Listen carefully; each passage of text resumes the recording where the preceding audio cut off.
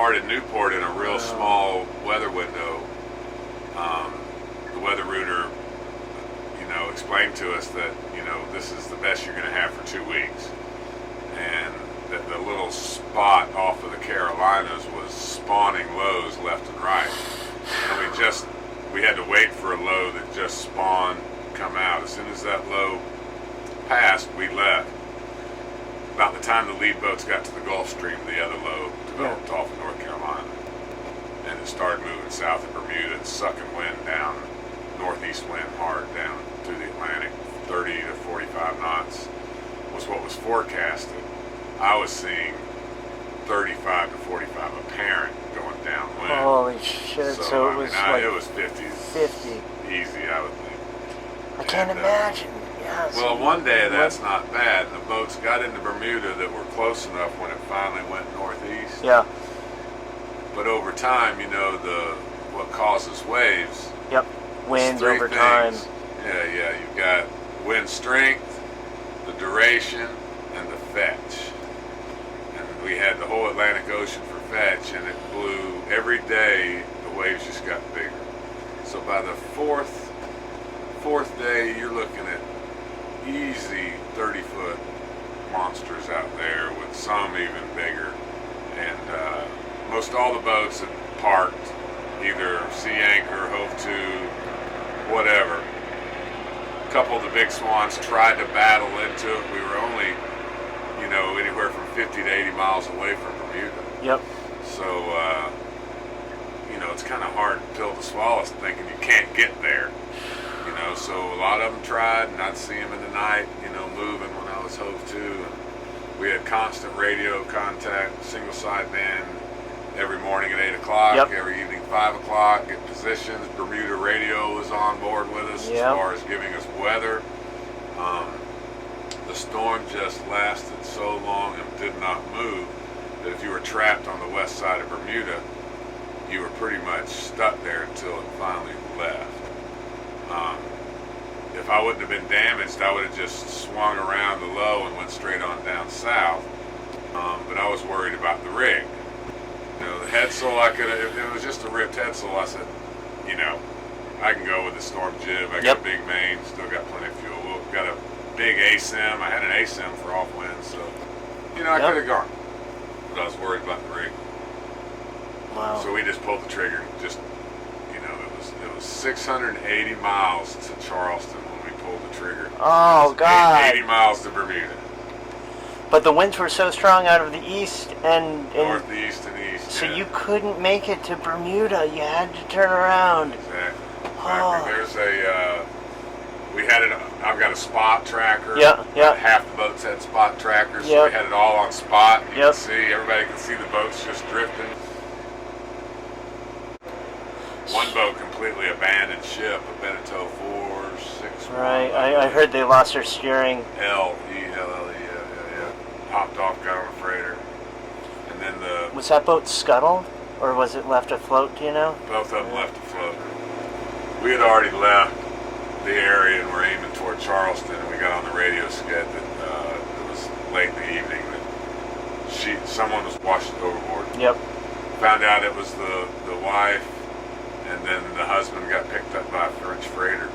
And He did. He's probably, and so that boat was abandoned too, the island packet. Wow. It was sad, and I think everybody in the whole fleet felt bad for him because we all had a chance to socialize. You met them all. Met them all. We had evening dinners. We had a couple days delay in Newport. You know, it finds the weak points in a boat. So the things that failed aboard this boat were your head sail unfurled a little bit, and then it was flogging, and then finally it blew out. Yeah, it started working its way down the folds. You know, it started with a little teeny, like a baseball card size. Oh yeah. Just a small, just a little bit bit at the top, yeah. And then it worked its way down about 3 turns, and then it was about as big as a football. Wow. And then I called the crew up. It took about 30 seconds to a minute before they could get up. It had worked its way down about a third of the way down the mast, and it's up in about 50 square foot of sail. Wow. And now it's just a pocket. It's just rolling in the front of the sail, dumping air, and then coming back and grabbing air, and the whole forestays. It was everybody on deck, had life raft ready, had my cutters ready, had my hacksaw ready. I was ready to cut the rig away. I knew the rig was coming down.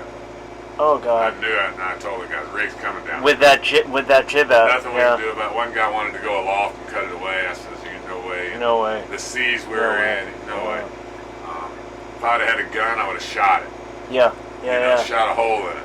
Wow. Something, throw a knife at it. So, we were just, it was just a big pocket of air, and that big Kevlar would never rip. 6 hours, and finally it ripped. It did. But by then, we've already lost our angle. We had an angle approach of 170 to the harbor of Bermuda. Yeah, St. George's Harbor. Yeah. Would have made it. Yeah. With a northeast wind at that time. Yep. Piece of cake. Now we've drifted west. Course has gone to hell. We came off a big wave. Yeah. And slammed, and I'm just assuming that's what happened, because we did hit a couple big waves. Did the hull crack around the through I hull, just or blew the plug right through the hull? Oh my God! Shredded the threads and just blew it right through. That floorboard up there, we'd come down a wave, and it would just get pushed by the geyser of water. Wow! But I had plugs everywhere. You had plugs. Yep, plug it. So the little wheel that spins in the water on the end of a little cylinder that goes down into the through hull. That's screwed down. Yeah, that's screwed down in there. The threads gave, and the thing just popped it out. had no check valve in it. Oh yeah, Most of them have the little check Yep. valve. Either the check valve blew out or whatever, but it's just solid hole. Oh my God!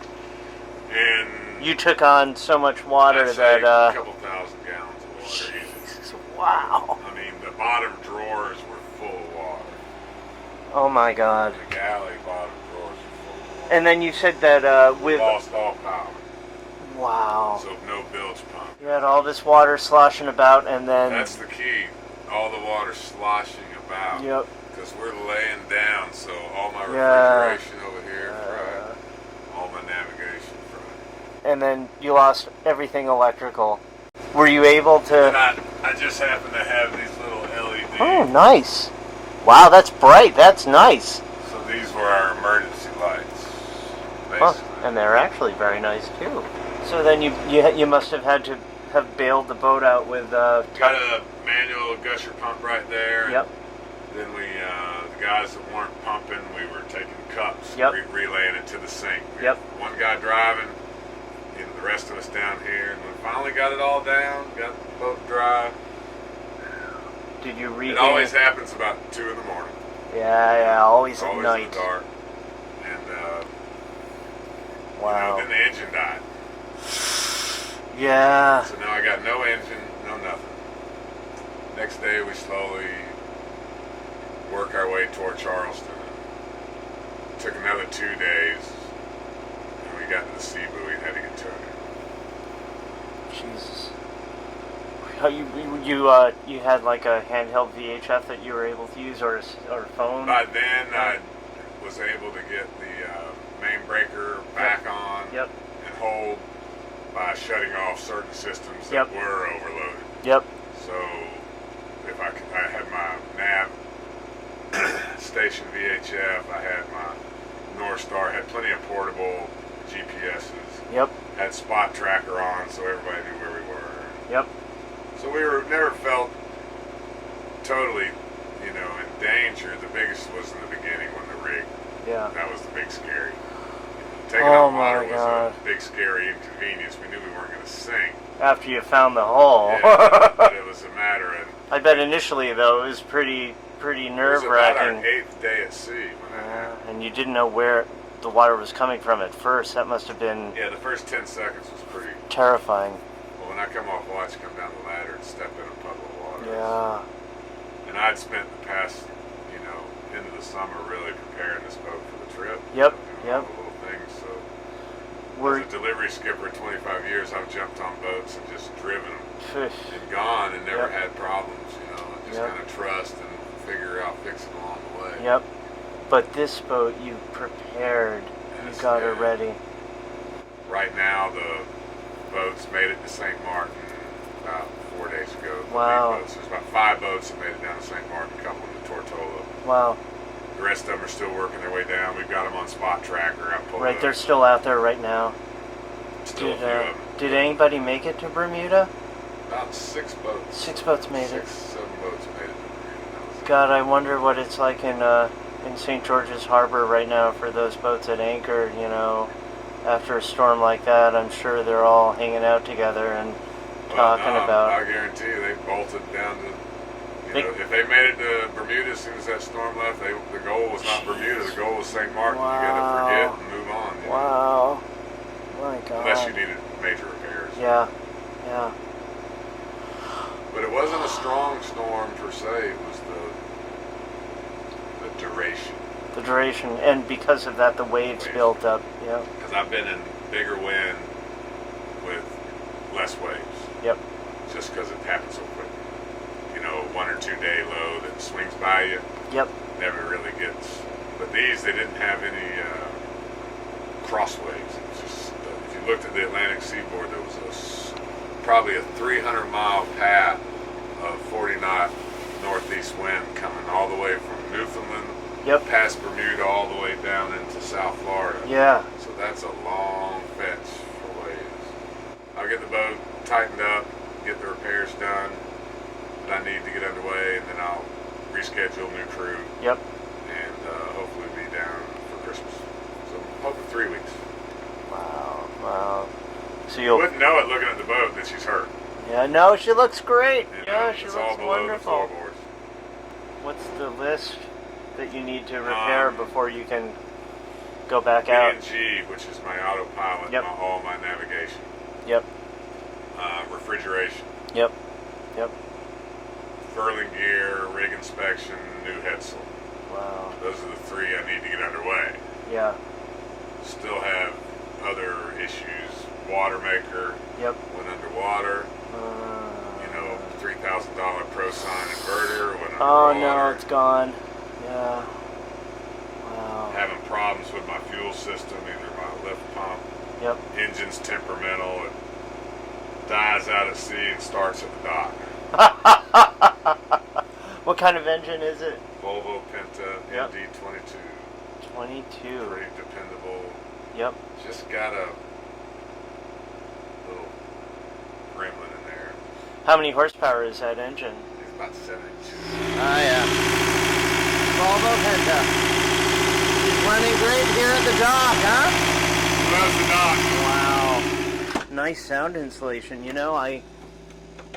It didn't even register with me that the engine was running. The soundproofing is so good. Yeah, wow. It's got air access Yep. here, and then in the aft head